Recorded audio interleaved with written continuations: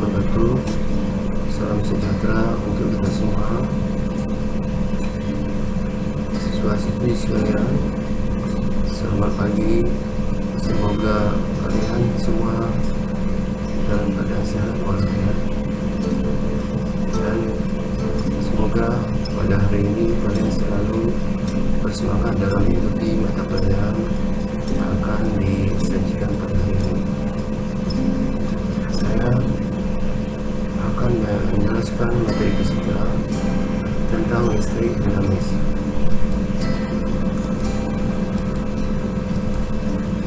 Kompetensi dasar yang akan dicapai yaitu menganalisis prinsip kerja peralatan listrik searah atau DC berikut keselamatannya dalam kehidupan sehari-hari.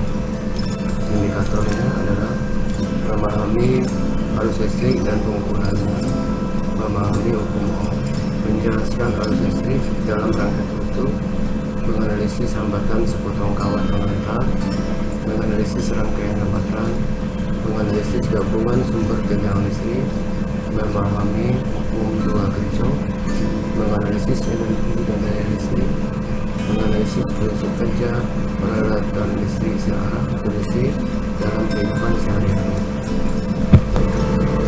Studi tentang listrik dibagi dua, yaitu listrik statis dan listrik dinamis. Listrik statis mempelajari tentang muatan-muatan listrik diam, sedangkan listrik dinamis mempelajari tentang listrik yang bergerak. Listrik dinamis ada dua macam, yaitu arus dan tegangan searah atau DC. Kedua, arus dan tegangan bolak-balik atau AC. Dalam bab ini kita membahas mengenai listrik dinamis, yaitu tentang arus dan tegangan searah atau DC. Konsep kuat arus dan tegangan. Arus listrik adalah aliran partikel-partikel bermuatan positif yang melalui konduktor. Arus listrik hanya mengalir dalam satu rangkaian yang tertutup. Rangkaian tertutup adalah suatu rangkaian yang jalannya mulai dari suatu titik berkeliling dan akhirnya kembali lagi ke titik tersebut.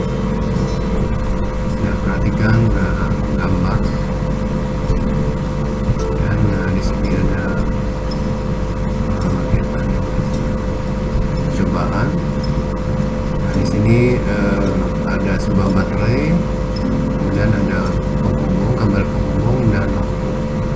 Nah, pada saat ini rangkaian dalam keadaan terbuka, dan kalau kita hubungkan maka ini menjadi rangkaian tertutup, sehingga arus akan mengalir dari di luar baterai, yaitu dari positif menuju negatif, sedangkan di dalam baterainya arus akan mengalir dari negatif ke positif.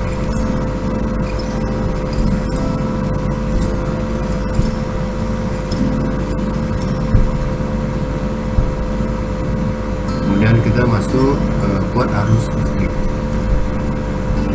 Kuat arus listrik adalah banyaknya muatan yang mengalir pada penghantar tiap detik, dan dapat dirumuskan I sama dengan I per T, di mana I adalah kuat arus listrik satuannya ampere, I adalah muatan satuannya coulomb, T adalah waktu satuannya sekon. Dan banyaknya elektron yang mengalir dapat dirumuskan, yaitu N sama dengan I per IE. N adalah banyaknya elektron, I adalah jumlah muatan listrik satuannya coulomb, sedangkan E adalah muatan sebuah elektron. Nah, muatan sebuah elektron itu besarnya adalah min 1,6 kali 10 pangkat min 19 coulomb. Contoh soal: sebuah akumulator pada kutub-kutubnya dihubungkan pada terminal lampu. Jika kuat arus yang mengalir pada lampu 0,5 ampere dan lampu dinyalakan selama 2 menit, berapakah muatan listrik yang telah melewati lampu? Kemudian B, berapa banyak elektron yang mengalir selama 2 menit. Pembahasannya diketahui I sama dengan 0,5 ampere, T sama dengan 2 menit atau 120 sekon. Ditanya A, T sama dengan titik-titik, B sama dengan N sama dengan titik-titik. Jawab. Nah, jawaban A, I sama dengan I kali T. Nah, rumus ini berasal dari I sama dengan Q per T. Nah, sehingga Q sama dengan 0,5 kali 10 kali 120 sama dengan 60 kolom. B, N sama dengan Q per QE sama dengan 60 per 1,6 kali 10 pangkat 19 sama dengan 37,5 kali 10 pangkat 19 buah elektron.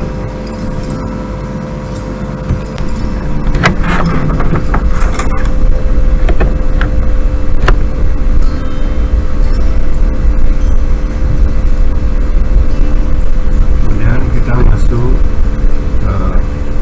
ada alat untuk mengukur kuat arus listrik adalah ampermeter. Ampermeter dipasang seri dengan rangkaian yang akan diukur, bisa dilihat di gambar ini. Kemudian bisa dilihat di sini ada baterai, kemudian ada lampu, kemudian ada ampermeter yang dihubungkan seri dengan rangkaian.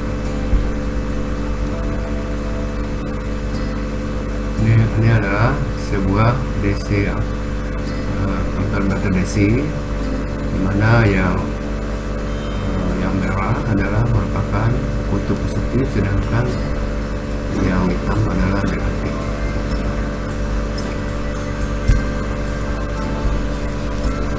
Nah, jika ingin meningkatkan batas ukur yang lebih besar pada ampermeter, maka harus dipasang hambatan sun secara paralel dengan ampermeter.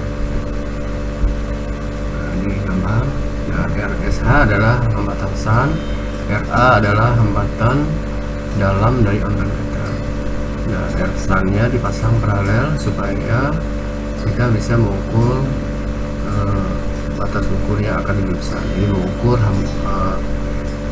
kuat arus yang lebih besar sesuai dengan yang kita inginkan.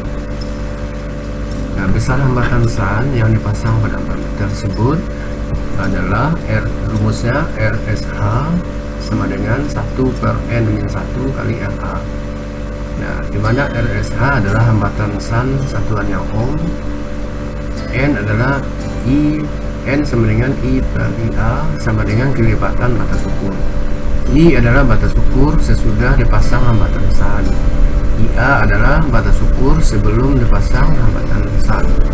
Sedangkan RA adalah hambatan dalam dari ampermeter.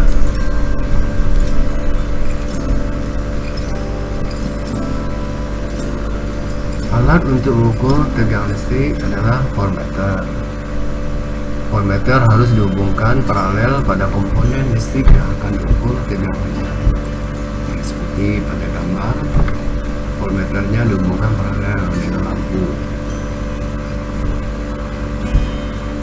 Ini gambar baterai, kemudian resistor, voltmeter resistor yang mau diukur tegangan di antara kedua ujung resistor, maka tinggal dihubungkan paralel. Ini adalah alat untuk mengukur tegangan searah DC, yaitu voltmeter DC.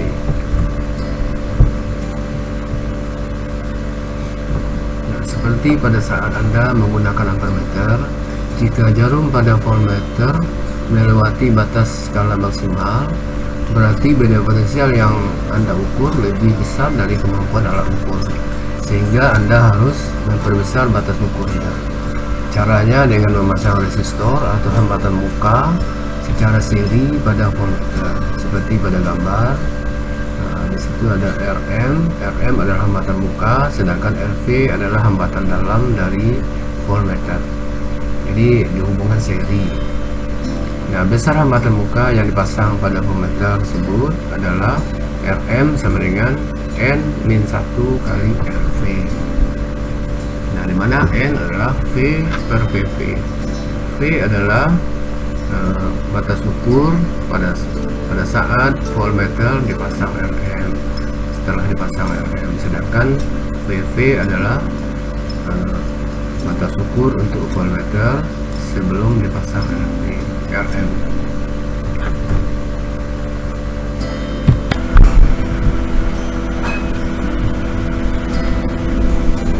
Rangkaian listrik arus searah. Rangkaian listrik arus searah atau DC atau direct current adalah rangkaian listrik yang polaritasnya tetap, di mana muatan-muatan listrik atau elektron-elektron yang mengalir melalui penghantar atau konduktor adalah dalam satu arah tanpa arah balik.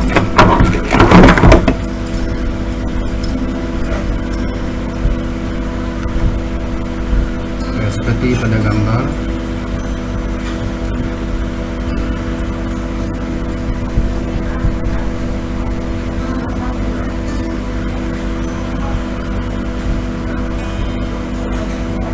Hukum Ohm. Kita masuk ke hukum Ohm. Hubungan kod arus dan tegangan. Kod arus listrik yang terjadi pada suatu penghantar berbanding lurus dengan beda potensial atau tegangan kedua ujung penghantar. Dan sesuai dengan rumusnya, yaitu V per I sama dengan konstan.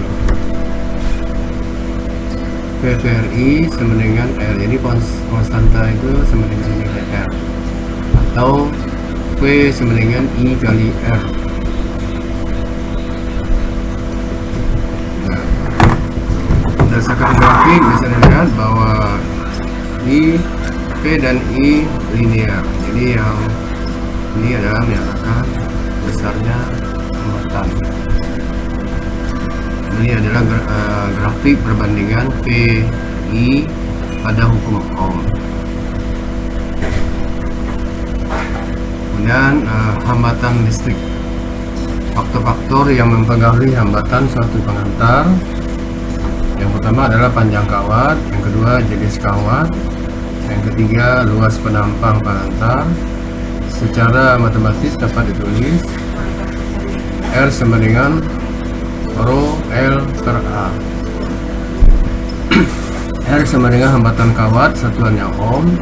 Rho hambatan jenis kawat, satuannya ohm meter. L panjang kawat, satuannya meter. A luas penampang kawat, satuannya meter pangkat 2. Hambatan kawat juga dipengaruhi oleh suhu. Hambatan kawat bertambah jika suhunya naik. Hambatan jenis kawat bertambah jika suhu naik, sesuai dengan persamaan berikut. Delta Rho sama dengan Rho 0 alfa delta T. Delta Rho sama dengan Rho min Rho 0. Delta T sama dengan T min T0. Rho 0 sama dengan hambatan jenis pada suhu acuan T0. Biasanya ditetapkan 20 derajat Celcius T0-nya. Alfa sama dengan koefisien suhu hambatan jenis yang bergantung pada jenis bahan.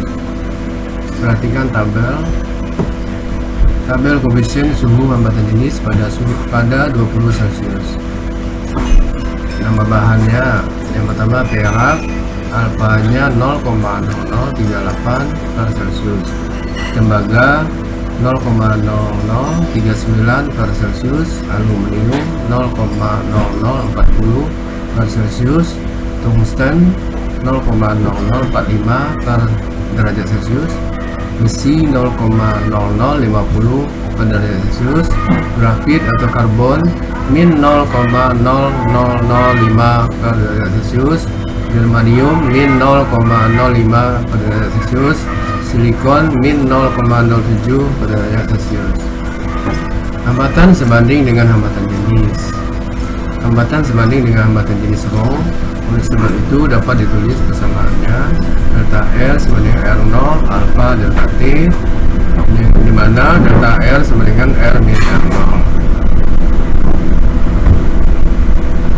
Contoh soal, sebuah kawat memiliki panjang 90 cm diameter 3,0 mm dan hambatan jenisnya 6,28 kali 10 pangkat min 8 ohm. Tentukan hambatan kawat B, hambatan kawat kedua dari bahan dan berat yang sama tetapi memiliki diameter 3 kali kawat pertama. Pembahasannya diketahui L sama dengan 90 cm atau sama dengan 0,9 meter. D sama dengan 3,0 mm sama dengan 3 kali 10 pangkat min 3 meter. R sama dengan setengah diameter sama dengan 1,5 kali 10 pangkat min 3 meter. Rho sama dengan 6,28 kali 10 pangkat min 8 ohm meter. Ditanya A, R sama dengan berapa, B, R2 sama dengan berapa. Nah, dimana bila D2 sama dengan 3D1. Pembahasannya A, R sama dengan rho L per A sama dengan 6,28 kali 10 pangkat min 8 kali 0,9 per 3,14 R pangkat 2. Nah, di sini A itu sama dengan VR kuadrat. Nah, sedangkan V adalah 3,14. Nah, sehingga 6,8 dengan 3,14 berarti dapat 2 kali 10 min 8 sama dengan 0 kali 0,9 dibagi dijari adalah 1,5 kali 10 pangkat min 3 pangkat 2 atau R sama dengan 1,8 kali 10 pangkat min 8 per 2,25 kali 10 pangkat min 6 sama dengan 0,8 kali 10 pangkat min 2 sama dengan 8 kali 10 pangkat min 3 ohm. Kemudian jawaban B, R1 banding A2 sama dengan rho 1 L1 per A1 banding rho 2 L2 per A2. Nah, karena rho nya sama berarti dicoret, jadi tinggal R nya. P juga dicoret sehingga R1 per R1 pangkat 2 banding 1 per R2 pangkat 2. Nah, sehingga 8 R1 nya 8 kali 10 pangkat min 3 banding R2 sama dengan 1 per 1 banding 1 per 9. Nah, sehingga R2 nya diperoleh hasilnya 8 per 9 kali 10 pangkat min 3 ohm.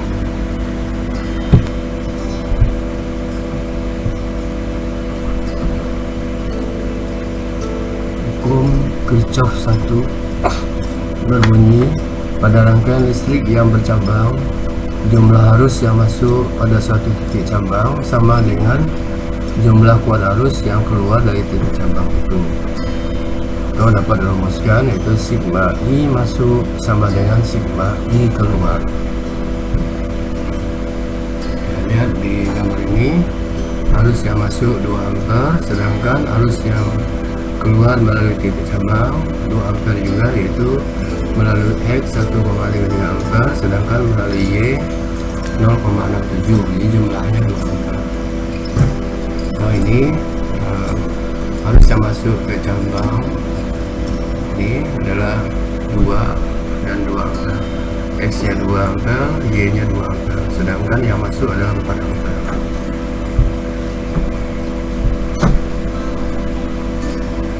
Kemudian kita masuk susunan seri komponen-komponen listrik.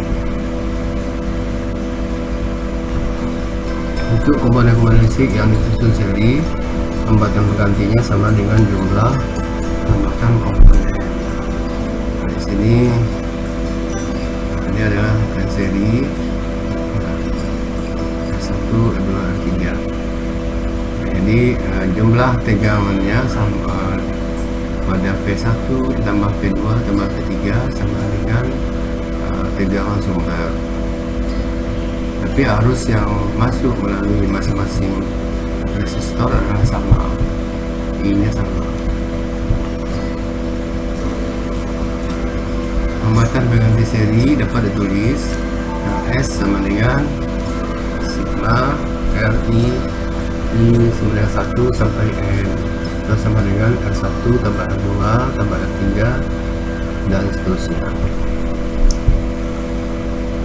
Nah, di sini ada 4 prinsip susunan seri komponen-komponen listrik. Yang pertama, susunan seri bertujuan untuk memperbesar hambatan suatu rangkaian.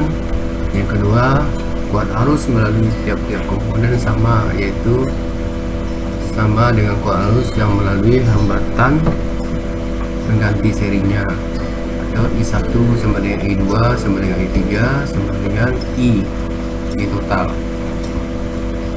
Kemudian ketiga, tegangan pada ujung-ujung hambatan pengganti seri sama dengan jumlah tegangan pada ujung-ujung tiap komponen, atau V seri sama dengan V1 tambah V2 tambah V3 tambah dan seterusnya. Kemudian yang keempat, susunan seri berfungsi sebagai pembagi tegangan, di mana tegangan pada ujung-ujung tiap komponen sebanding dengan hambatannya. V1 banding V2 banding V3 dan seterusnya sama dengan R1 banding R2 banding R3 dan seterusnya. Dan susunan paralel komponen-komponen listrik. Untuk komponen-komponen listrik yang disusun paralel, kebalikan hambatan penggantinya sama dengan jumlah dari kebalikan tiap-tiap hambatan. Di sini R1 dengan R2 adalah paralel. Nah, di sini akan berlaku hukum Kirchhoff 1 di titik cabang ini. Arus yang masuk 3 ampere, yang keluar adalah 2 ampere ke I2 dan 1 ampere ke I3. Ini jumlahnya adalah 3 ampere. Nah, ini untuk paralel, tegangannya sama, tegangan setiap komponen sama.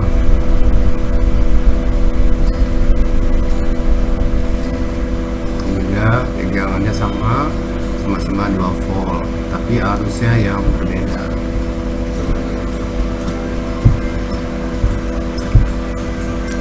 Hambatan pengganti paralel dapat ditulis 1 per RT sama dengan 1 per R1 tambah 1 per R2 tambah 1 per R3 tambah dan seterusnya. 4 prinsip susunan paralel komponen-komponen listrik. Yang pertama adalah susunan paralel bertujuan untuk memperkecil hambatan suatu rangkaian. Kemudian kedua, tegangan pada ujung-ujung tiap komponen adalah sama, yaitu sama dengan tegangan pada ujung-ujung hambatan pengganti paralelnya, atau V1 sama dengan V2 sama dengan V3 sama dengan V sama dengan V paralel. Yang ketiga, kuat arus yang melalui hambatan pengganti paralel sama dengan jumlah kuat arus yang melalui tiap-tiap komponen. I paralel sama dengan I1 tambah I2 tambah I3 tambah titik-titik dan seterusnya. Kemudian yang keempat, susunan paralel berfungsi sebagai pembagi arus, di mana kuat arus yang melalui tiap-tiap komponen sebanding dengan kebalikan hambatannya. Dan gaya gerak listrik. Gaya gerak listrik adalah beda potensial antara ujung-ujung sumber tegangan pada saat tidak mengalirkan arus listrik atau dalam rangkaian terbuka. Pengukuran GGL di sini, GGL itu adalah tegangan dari baterai atau elemen. Ini diukur positif dengan positifnya, negatif dengan negatif alat ukur. Yang bisa dilihat di gambar. Kemudian tegangan jepit. Tegangan jepit adalah beda potensial antara ujung-ujung sumber tegangan saat mengalirkan arus listrik atau dalam rangkaian tertutup. Pengukuran tegangan jepit dapat dilihat di sini. Di sini sebuah baterai dihubungkan dengan sebuah lampu.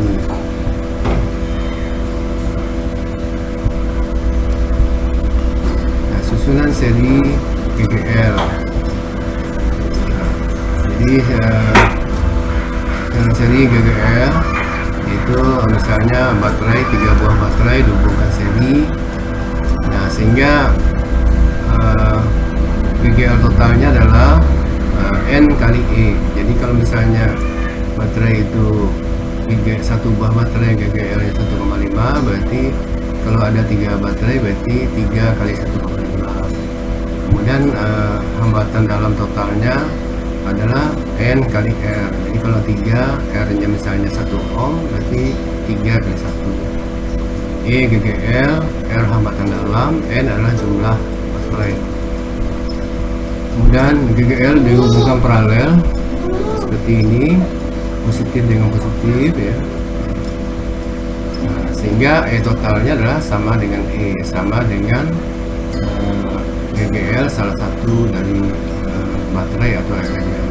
Sedangkan R totalnya, R hambatan dalam totalnya adalah R per N, jadi dibagi dengan jumlahnya. Misalnya kalau 3 dibagi 3. Dan berikutnya hukum Ohm dalam rangkaian tertutup. Untuk sebuah GGL, nah ini sebuah GGL, ini R hambatan luar, kemudian R hambatan dalam.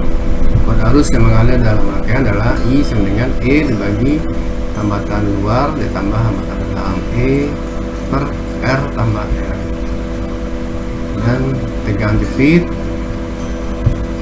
VPPI, tegangan jepit antara pada resistornya adalah VPI kemudian I kali R. Hubungan GGL dengan tegangan jepit itu E sama dengan VPI ditambah I kali R. Ini kuat arus E GGL, R adalah hambatan luar, R adalah hambatan dalam, VPI sama dengan tegangan jepit. Dan contoh soal, perhatikan gambar berikut. Ini adalah rangkaian seri di mana R1 nya 4 ohm, R2 6 ohm, R3 nya 2 ohm, dihubungkan dengan sumber tegangan 24 volt. Ditanyakan berapakah hambatan total, B kuat arus total, C kuat arus pada masing-masing hambatan, D beda potensial pada masing-masing hambatan.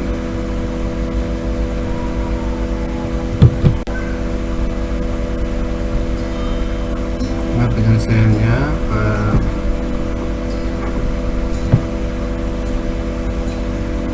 untuk yang A, RS sama dengan R1 tambah R2 tambah R3.